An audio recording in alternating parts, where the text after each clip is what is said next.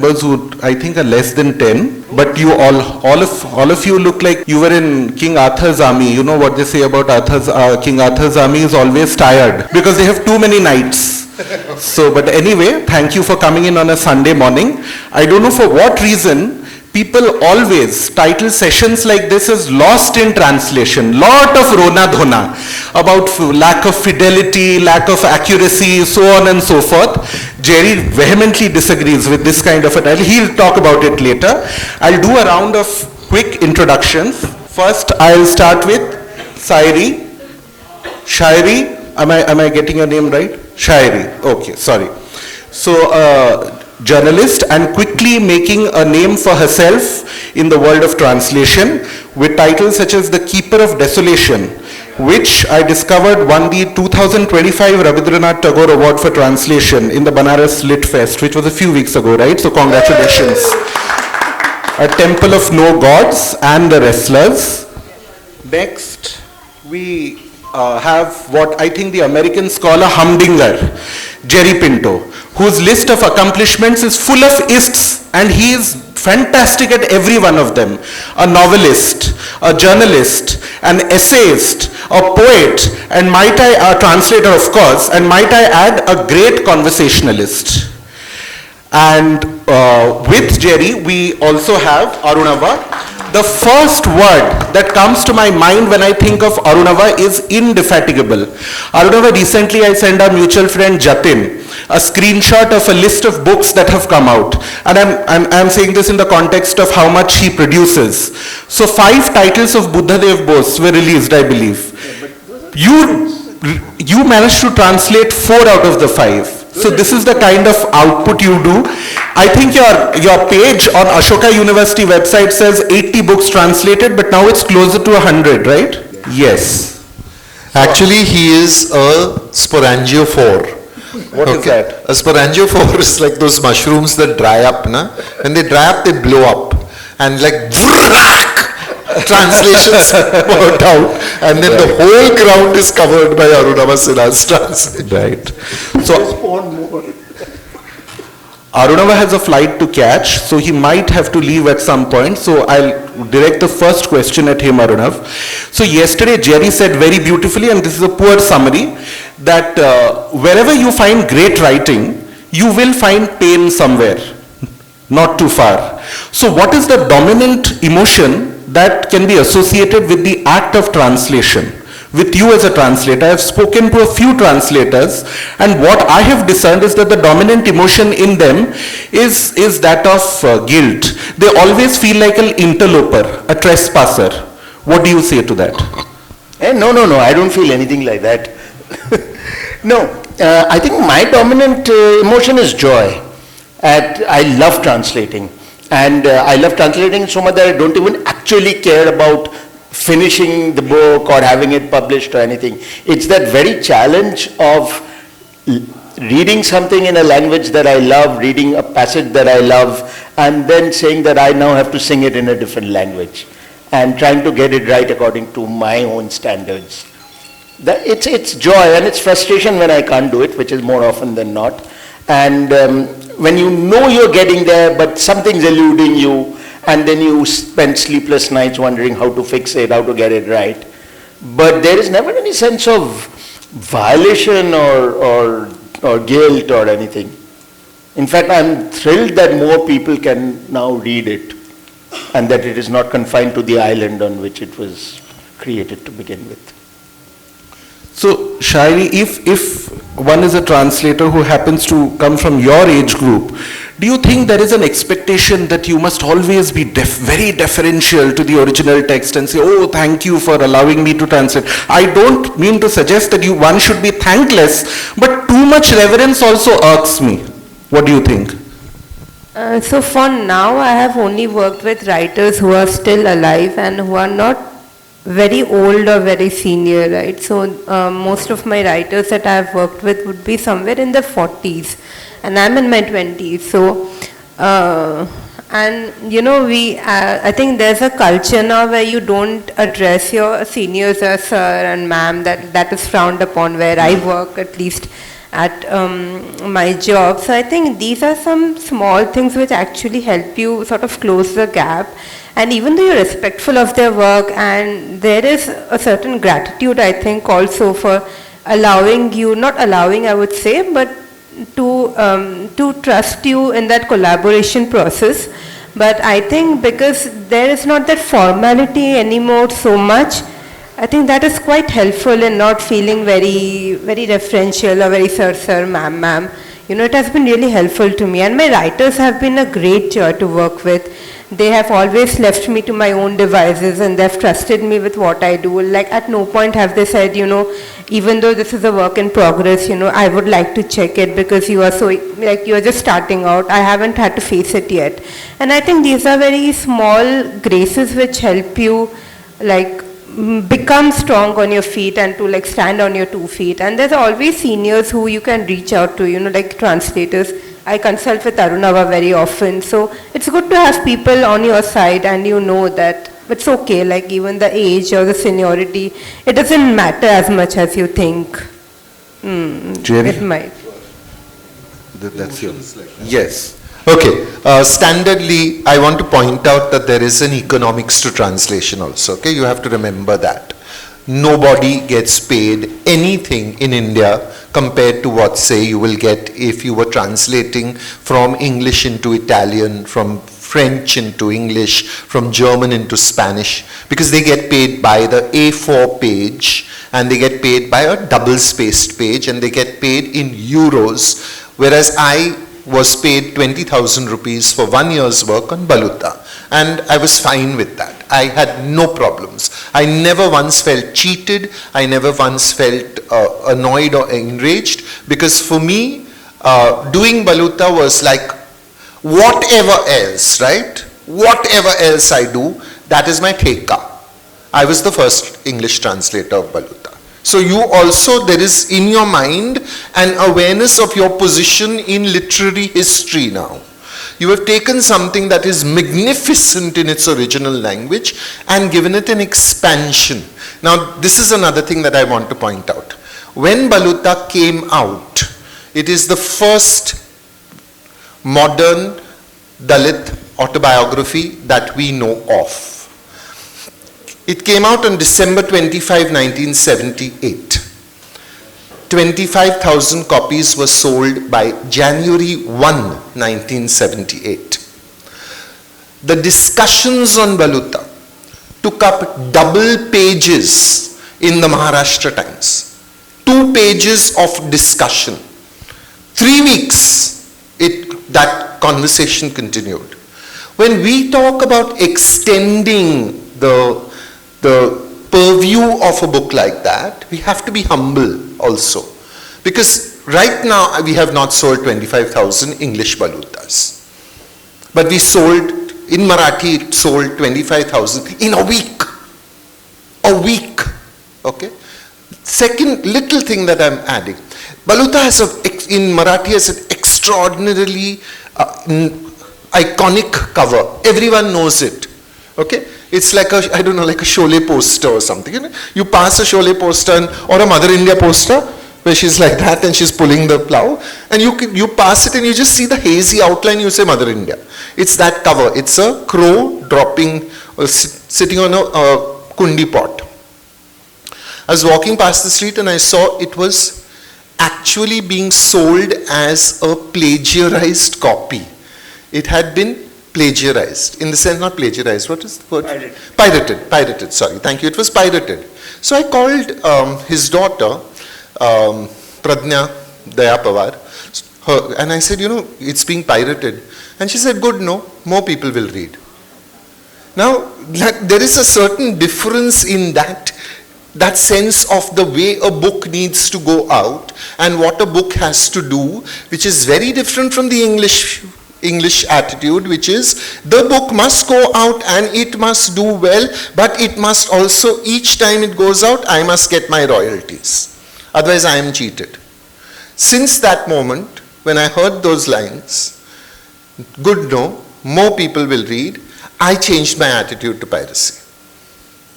I now believe that you need, if you have written the book, you if you have translated the book, you want to be a sporangiophore. You want to rewrite the hard disk of everybody who's read the book.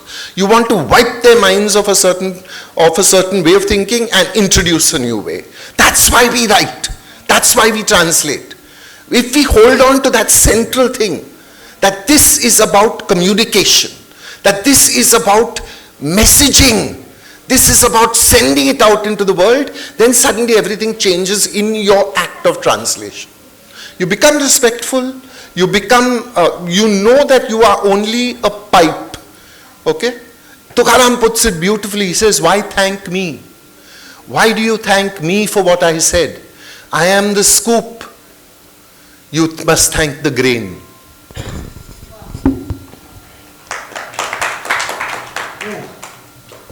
Applause when it comes must be full. Like that. Couldn't agree more. All three of you have translated works in Indian languages into English. My question would be, what is the qualitative change that happens to the prose? So I'll give an example.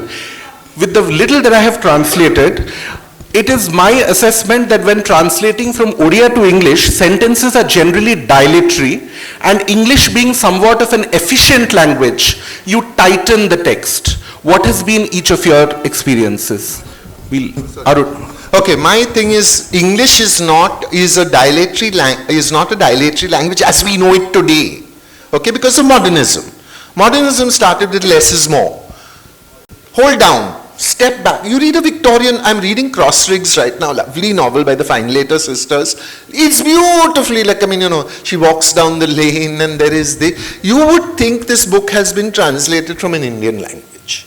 Because, you know, she's just like taking her time to describe a pond. The pond, you know, in a good modern fiction, the pond would be where she kills herself in the end of the book. Otherwise, you won't have so much attention to that pond. Here, it is just a pond that the author wants to talk about. So, we have different aesthetic ways of looking at the same thing. And our English has to be taken and it has to be thumped. Okay? And we have to put it on that, what do you call a grinding stone in Odia? Silavatta. You need to take English, put it in the silavatta and grind it until what you get is going to reflect Odia. If you don't do that, if you take Ernest Hemingway English and you try and use it for a Rabindranath Tagore short story, you're doing English a disservice, you're doing Tagore a disservice, and you're certainly doing yourself a disservice, because if you are in translation, you are there because of the way the language operates, not the language, not because Marathi is a lovely language or Bengali is a lovely language or English is a lovely language, but because language itself is the forest.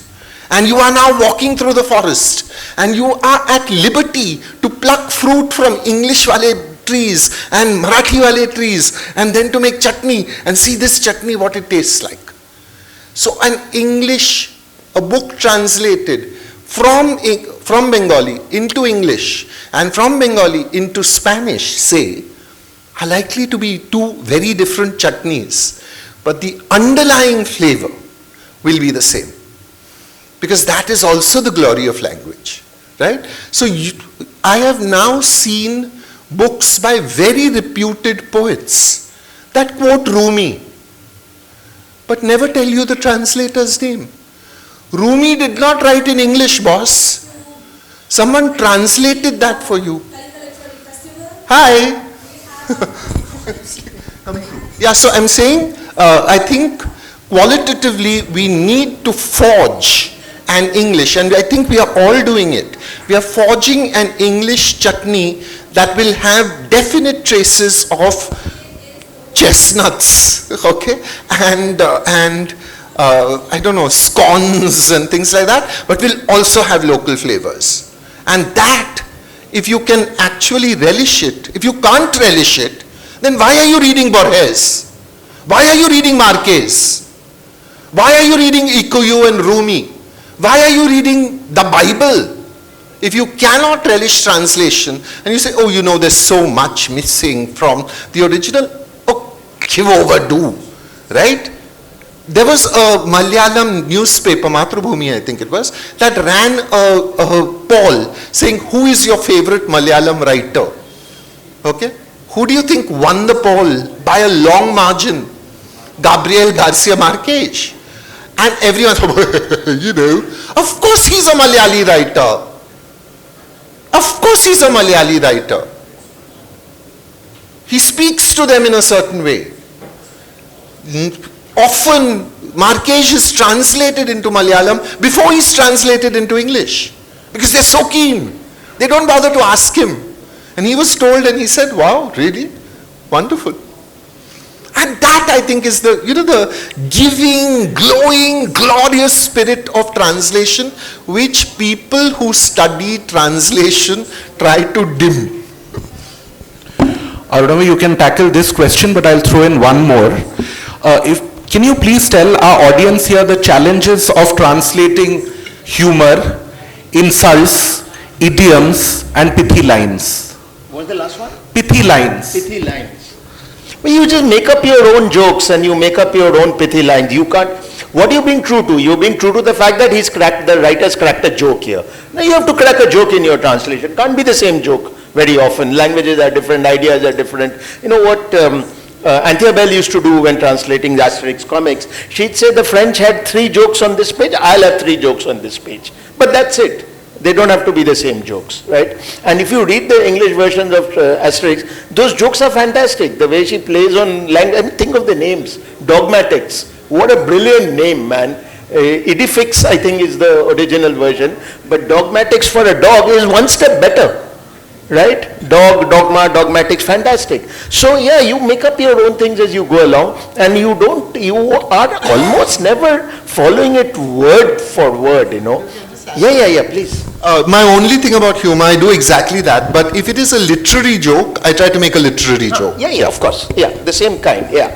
And pithy lines and so on. But you know, going back to that earlier point then, you're talking about English being a dilatory, the Indian language is being dilatory, but it works the other way also. For example, in Bengali, typically of Bengali, you will have entire sentences without verbs or subjects or objects, right? For example, here's a line. Akhon she nischinto. Right now he's calm, he's reassured. Now, in English you will need an article, you will need a verb, you will need all kinds of stuff. Indian languages can do that compression very well, so it cuts both ways. Sometimes you end up using more words in English even too, but of course, as Jerry said, if you try to, in Bangla, Rabindranath will write with a beautiful lightness of touch, which will translate literally into English as the clouds in the sky of his heart and which looks quite ridiculous in English, right? You can't do that. But at the same time, you have to reduce it, but you have to reduce it in a way that the likeness and the poetry remains. So you end up actually creating stuff of your own, So it's very interesting that when Deborah Smith translated Han Kang, particularly the vegetarian, she said Korean is even more spare than English. And she actually had to take it up a few notches in English to make it even halfway closer to their cold temperament. So, sometimes you're cranking things up, you're cranking them down and so on. You're doing all kinds of things with pitches just to arrive at an equivalence of pitch. Shari, this question about humor and insults, we'll stay on it for a while. Let me reframe this question.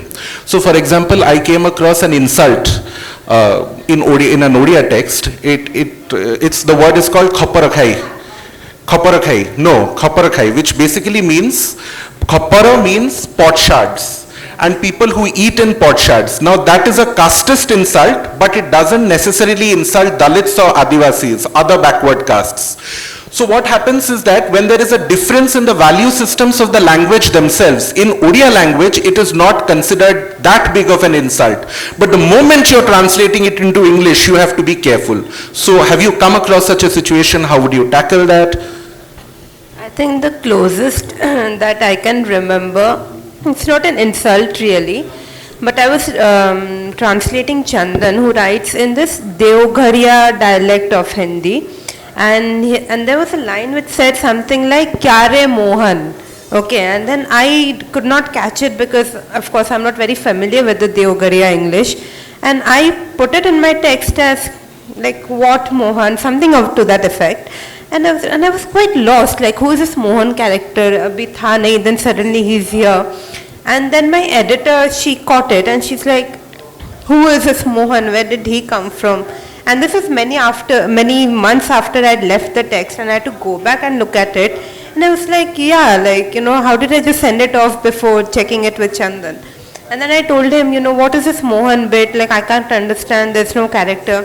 Then he said that in Deogariya towns of Uttar Pradesh, Mohan is a man who is effeminate. Okay, it's not necessarily an insult, but if I tell you "Kya re Mohan," so it's like you didn't stand up to your bullies or your wife or you are henpecked.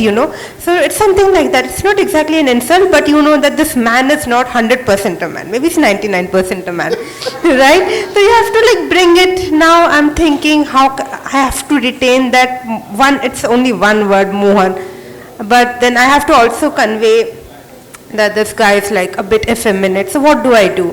So I can't remember what I eventually ended up with. But that is the kind of challenge that you often encounter with a very special dialect or very special regions when you're tackling with, right?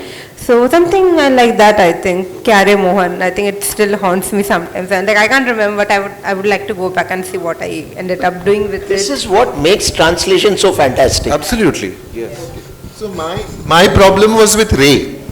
So in Marathi we have re. Like kya re? Yeah. In Konkani we have re. It is kit re. Re is a lot more affectionate than re. Re is slightly irritated. Kya re? Kya kar raha hai re? Okay. Re then becomes that kind of like oh, and all of it depends on intonation. Okay, like how you are saying that re. And because if you have made a relationship with the text and you are reading it, then you're sounding it also. It's sounding in your ears. So you know that if that person has walked into the room and for the 10th time is deciding not to pay the bill because sorry yaar batwa ghar pe chhod diya, I don't have money now, then that kya re is going to be very re upbeat. Now what do you do with this re when you take it to English? Because there is no equivalent. The only equivalent is in Indian Roman Catholic Goan English where we have men. What men? Again you didn't bring your this thing over. Or in North India you will have yaar. Kya yaar? And now that if you translate that yaar as what friend, okay, it's not going to work, right? So often now for instance I leave array alone. You take that array. If I can understand ciao, and I can understand, Italian words popping up in English, you can understand one. Arey, what are you doing? You can understand it. And I often tell people who say, what is this error? I say, read it aloud. Even if you're saying error, it's all right. Okay? But you'll get the sound of it once you just act that line. So I often feel that the reason why translations are bought less than other things. I remember Arunava once was doing a Samanvaya event where he was, I think, moderating. And he said, yeah, we've done all the books, we put them out, there's so much, why aren't people buying them? That was your first question. And Gillian Wright said, take the name of the translator off the cover. Because all the foreign books that you read, say by Marquez or Turgenev or Dostoevsky, don't have translated by on the cover. So what they are doing is Bahurupya Banke, they are pretending to be English books with funny names as titles. Okay? Now, does that help you? It seems to be, because translation requires a greater engagement with the text. You are now actually working with the text. People often think of reading as pastime. Pastime is one of the most terrifying words I've heard in the English language. If you have nothing to do with your time but pass it, understand that your life is a ruin. Do something about it. Don't pass your time. Live your time. Reading is my live time. I am most alive when I am reading. Aruna, we're talking about deep engagement with texts. I think every text, the prose marches to a certain beat. I'll peg this question to an example in Oriya, which I think everybody will understand. A Sanskritized idiom in Oriya says, Ati sarvatra gartam, which means too much of anything is bad. The same thing has also been expressed in Oriya as Atiru iti, grasp all, lose all. So going toe to toe with the beat of the original prose, how do you handle that? Can you give us an example of having dealt with such a situation? And definitely you have. Yeah, I think we do it all the time. I'm not sure I can think of an example right now. Dialogue. Try dialogue. Yeah, but it's going to happen. Yeah, so dialogue is a great point, because in dialogue you're really trying to capture the tone. The actual words will appear on their own once you've got the tone. So you're trying to say, what is this person what is the mood that they're trying to convey to the other person, from starting with kya re, or for that matter, in Indian languages, for example, no one ever says I love you to anyone in their own language, right? So they have other ways of saying it. Okay, I once was at a Bengali, like a little celebration for Durga Puja, and all the children would stand up and do their little poem and all, and at the end people would say, Uri Baba. Okay, now this Uri Baba, almost as if you're saying, look what presumption this child has, he's going to stand up and read a poem, but actually it is, oh, what a sweet kid this is, we love this kid. Yeah. I kept thinking, if this Uri Baba turned up in a text, every Bengali would be smiling as they read it, and everyone else would be saying, like, what? So some things are so embedded in, and their roots are so deep. They are going past the pretense of language, and they are arriving at another thing. My aunts, if you told her any good news, she would say, never mind. And what was her never mind? Her never mind was the problem of evil eye. Because you have just, Shairi has just said, oh, I got my first translation out. Never mind, says my aunt. Now what does that mean? She has pretended to the evil spirits that this is Shairi has done something bad. So never mind, don't worry, Baba. Okay? And the evil spirits go away. Now this is embedded not just in that never mind, it is embedded in your belief in a hostile universe and your love and protection of the person you like, saying, I'm actually doing this to you, and Chumantar, I'm getting rid of all these things. All that is in this never mind. That is it. That is the secret capacities of language to communicate the exact opposite of what is being said. Yeah. Jerry, I have always been baffled by this question. Sometimes I see a single book or a text undergoing multiple translations for no rhyme or reason. For example, one of our most iconic novels, Chhaumana Attagun, 6 Acres and a Third, has been translated 6 times. I spoke to 4 of the translators and asked them, why was your translation accepted? I thought that they might say, oh, the last translation was 18 years ago, and this year the author turned 100 years old, so which is why. So a sense of an occasion. But no, there was no such reason. They pitched the translation, it was accepted. So why does this happen? Why do we fall in love? How many times are you allowed to fall in love in one lifetime? Can you love multiple times? Can a book entrance 6 people to give large quantities of their life to it and let it happen? I think it's wonderful if there are multiple translations.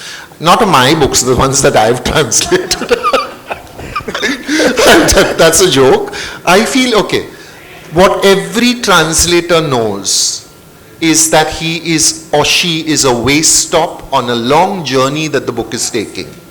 Okay? So when we grew up, all of us read the Great Russians in Constance Garnett's translation. Right? Constance Garnett was this D.H. Lawrence has this image of her. He says he walked into this lovely autumnal garden in England where Constance Garnett was sitting at her typewriter and typing the pages of a new Tolstoy translation, and pages fell off her typewriter like autumn leaves falling on the floor. And I thought, Constance, bitch, so fast that pages are falling off. मेरे से एक page होता है दिन में, I will rejoice, I finished one full page, and she's like and pages are falling off. ये British लोग ऐसे ही होते हैं. Enid Blyton apparently started typing a novel in the morning. By the time her children came home for tea, it was done and it was sent off. Never mind.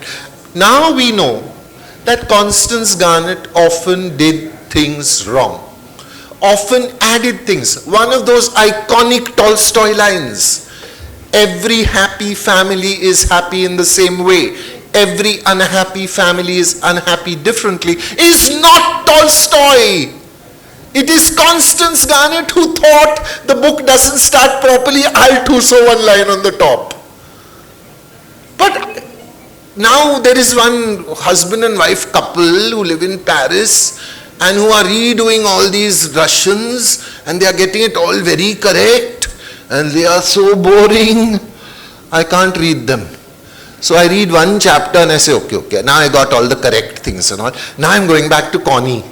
I'm happy with my Connie, because she was a really good and a really bad translator simultaneously. She was lovely at what she did. She was bad at what she did.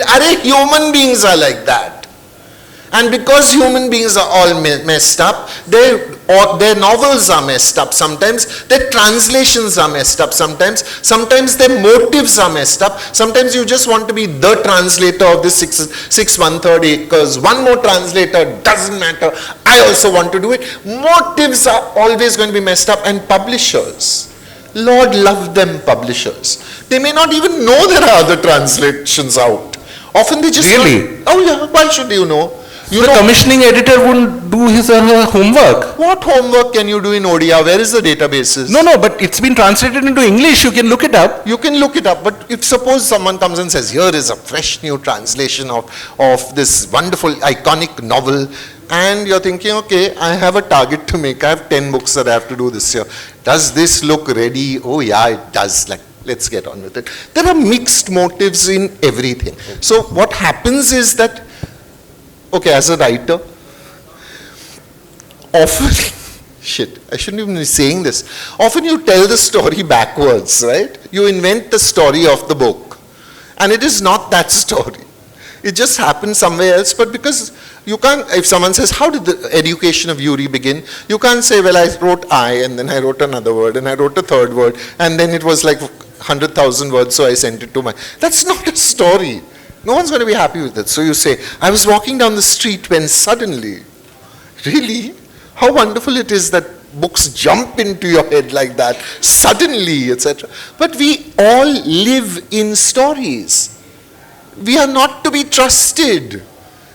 We are human. There is nothing in us that is a one single stream of beautiful truth. It is mixed. So there will be mixed reasons for 6.5 acres. One day, you should read all 6 and do an analysis of what possibly could have been the changes. There is, I mean, you can even ask ChatGPT to do it now. Feed all 6 in, ChatGPT will tell you why there are, what the 6 different versions do.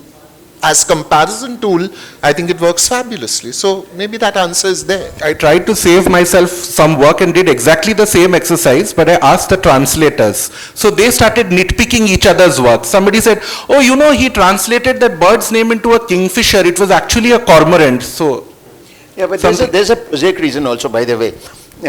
I wish publishers were as dreamy as you're making them out to be. But for example, Fakir Mohan Senapati or Manto, a perennial seller. Now, when you walk into a bookshop, you want to buy Fakir Mohan Senapati, you will buy the latest edition. So publishers do it that way. No, now there's been no Fakir Mohan Senapati 6 acres for 2 years. I'll put one out. So for the next year, all the sales of the title will be my copy. and so on. So that is why some of these Premchand, Manto, Tagore, they keep getting translated because every publisher wants a... And there is no B-list idea also, no? Like, I mean, Yeah. often our publishers just stop doing a book when, after about a year, because you have this much paper, you have this much Yeah. money, so now, okay, you've done 700 copies of that Manto Yeah. book. Yeah. 7,000 copies. Okay, chal, we need this paper to do Aruna Vasina's new translation. Because we are buying paper, and paper, remember, you can't take on, you have to pay it immediately. Your paper bill is not, they will just stop your bill, your paper. Because it's the history of paper has to be written in India. It has been used as a device against freedom of speech, famously in the emergency, etc., because we were paying large amounts until Punarur and, those things. We were paying large amounts to the Scandinavian companies. So we controlled the import of paper, and paper became farmed out to people. Like, I mean, you had to get in line, like Ration ka line, with the government and get your paper. So, like, the story of books is never only the story of a genius, a word, an idea, and a reader. The story of the book involves multiple economic, political, social, financial considerations, all of which come together, and sometimes to just talk about what happened, why is Manto so popular, may take you 10,000 pages.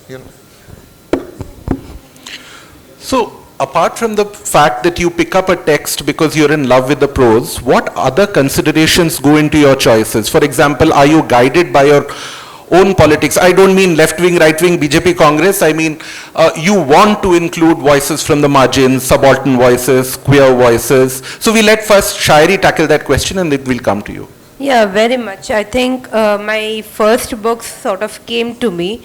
But now I'm trying to translate more women. I think as a woman I do feel more connection to women writers.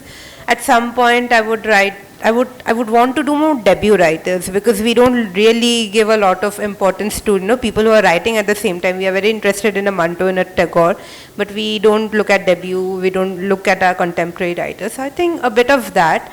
And when you are in the ecosystem long enough, I think projects sort of keep coming to you as well, because sometimes an author learns about you and they are very happy to send you out a sample to give you a taste of what they're writing, and they are like, like, what do you think? And sometimes you really do like it, and then you do a sample, you give it back to them, and you form a lovely relationship. So I think a lot of translation collaborations are also friendships. I think both of you would agree. And it's not always like falling in love with the text. I mean, that does happen, but then you also feel certain duty towards bringing out some voices, some ideology, some truth, some friends you would like to take you along on the journey. Yeah. Jerry, your translated texts were cobalt blue and When I Hid My Caste and certain themes. If I have any problem with the text, I'm not doing it. It's as simple as that. It's like, no. You have, like, I mean, sometimes I look at a text and think, I finished reading this, and all your characters are Tiwari, Badri Prasad, Sharma, Varma, like, I mean, is the whole world Brahminical in your view? Is there no one from any other place? And if that is so, then why don't you go get a nice Brahmin to do your translation? Because that person will be very happy with this text. I like my text to be, and I have to say, I have to fall in love. If I'm not in love, I'm not doing it. Because I want to write my own stuff. My first thing is my own stuff. I want to write my own stuff. Now, if the text has to kick the dough in, like, and has to push its way in and say, hey, Jerry, hit, tera novel piche. First, my translation. And then you say, okay, like little time during the day, 10 minutes, 1 hour, I'll do this, and then I'll do my own writing, but often it takes over. So because I think I'm also a creative writer, I want to write my own books, my own poems, my own essays, my thoughts, and they're all like scrabbling about in my head. They're all pushing their way out, and they're all insisting that they should be written right now. Translation then becomes kind of an act of, it has to be love. I have to love your work so much that I'm opening the door and saying, Aja, you come in. Because Shanta Gokhale put it very beautifully. She said, she's an atheist, but she says, the goddess in my puja room, for the time that I am translating, is the text that has come into the room. That's it. Now that text becomes the light that guides this translation. And I think that's a wonderful way of putting it. So for me, if I know that see, I understand that you can't try to text these days without having some So anyway, I said, please, no. I said, okay, someday you will translate it. Until then, I want this translation for an anthology, one-time usage, right? So let me do it. No, never. I will not allow it. So I said, okay, what makes you think that only you can do it? Why will you not let anyone else do it? Because I know best. I said, because she's your grandmother. Yes. I said, okay. I mean, you can't argue with lack of logic, right? So what I did was I put the translation out on the internet. I said, well, people are going to read it whether you like it or not. It might not go through the formal system. I put it on my blog. I shared it with everybody I knew on earth. Well, almost everybody. And they all read it and they talked about it. So that was the story. Shairi, any memorable encounters? I've had mostly happy experiences because I work with live authors mostly, but I did do a sample of this man who died sometime in the 70s, I think. It's a trilogy. It's called Ek Gadhe Ki Atma Katha.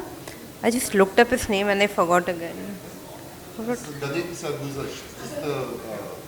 called? Originally in Urdu, then translated. Then in Hindi, yeah. Huh? Kishan Chandra, that's right. So I tried to, but I don't think he has any children, or maybe his children they are not on good terms, but his grand nephew has the rights. So then I had to reach out to him, I had to call him. I think he's a bit old, so he was not very comfortable on talking on email or WhatsApp, so I had to call him and then we spoke on the phone. But he was also very happy to give permission to do a sample, and I sent it to Penguin and some grants that I had applied for. But yeah, I think it's been mostly quite happy actually. I think once a few more years. You need and some I- stormy days in your I'll come life. to the crazy. You'll get there. You need some stormy days in your life. Yeah, I Too much think so. happiness. Exactly. Shubh bolo. Anyone else? Any questions in the audience? Otherwise we can go and have chai. And chai sometimes translates very well. Yeah. Huh. Please.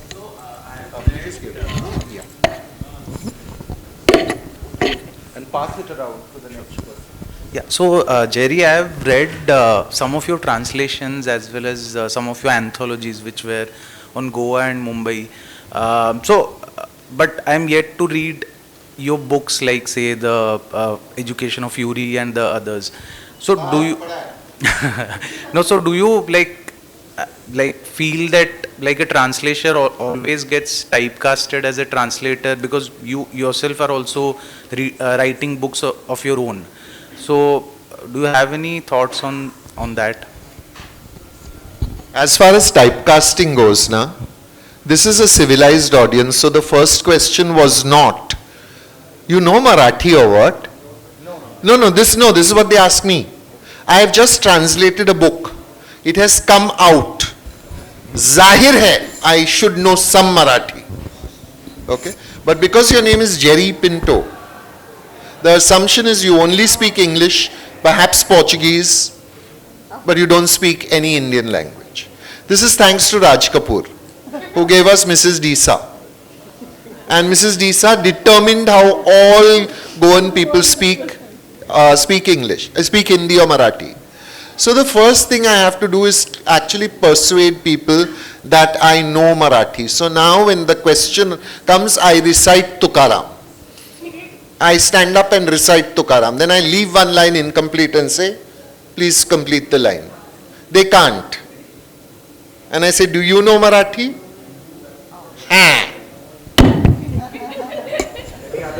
Okay, I had a question. So Jerry, since you're also a creative writer, right, and you also translate, and you are this very energetic person, passionate, I could see you sitting on the edge of your seat almost while responding. I'm sure the ideas must be always bubbling and you must be just raring to go to write your own books. So why spend time on translation? Is it not an opportunity? I mean, there's an opportunity cost of the time as well. So why not spend the time in writing your own book rather than translating somebody else's? Because the encounter, okay, everything comes back to the fact that I just love language. Okay, I love language more than anything else, okay? Maybe, okay, my parents, maybe, some days, but language otherwise.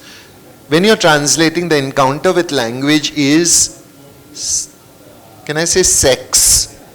It's like as intimate and passionate as, it is like, yeah! Like, you know, grab it, hold it, smear yourself with language. 2 languages simultaneously. It's 3 in a bed now. They've cut out my yeah, exactly. I cut off my sound. It's like the 3 of us together. It is just, I think Arunava said it without this, all these Orgasmic. yeah. You said, huh? See all dirty words these Bengalis say, I tell you. No, I think it is when after like the first few, before Cobalt Blue, which was my first translation, came out, I did 8 books that I wanted to translate. I translated them just to see if I could. I couldn't. I was very bad. But karte I became better, and I could see myself getting better. But even in the process of actually, one of the books was Sahani's autobiography. You know, I was at that point doing The Greatest Show on Earth about Bollywood, and I wanted a section from Balraj Sahani talking about Bollywood. And it's a lovely essay where he talks about how he would actually wet himself. Like there would be urine in his pants because he was so terrified of the camera. And for Balraj Sahani to be saying that he had to go and lie down, okay, before he could go and act on stage. I thought, fabulous stuff. Then I discovered it had been translated already. So then we used that translation because that was the official translation. But when I started translating, I realized 2 things. Writing your own stuff is lonely. You're alone in the room. But you open the door, the translated text comes in, the writer is sitting by your side, and you're now in, like you're both looking together at the screen. Koi to hai, hum safar. I think we should end the session here, otherwise we'll be moved to the next panel. So thank you all very much. Thank you Jerry, Arunava, Shairi, and thank you Kalinga Literature Festival. Thank you, Sampath. Ladies and gentlemen, with this, our session Lost in Translation, the Power of Multilingual Literary Exchange comes to a close.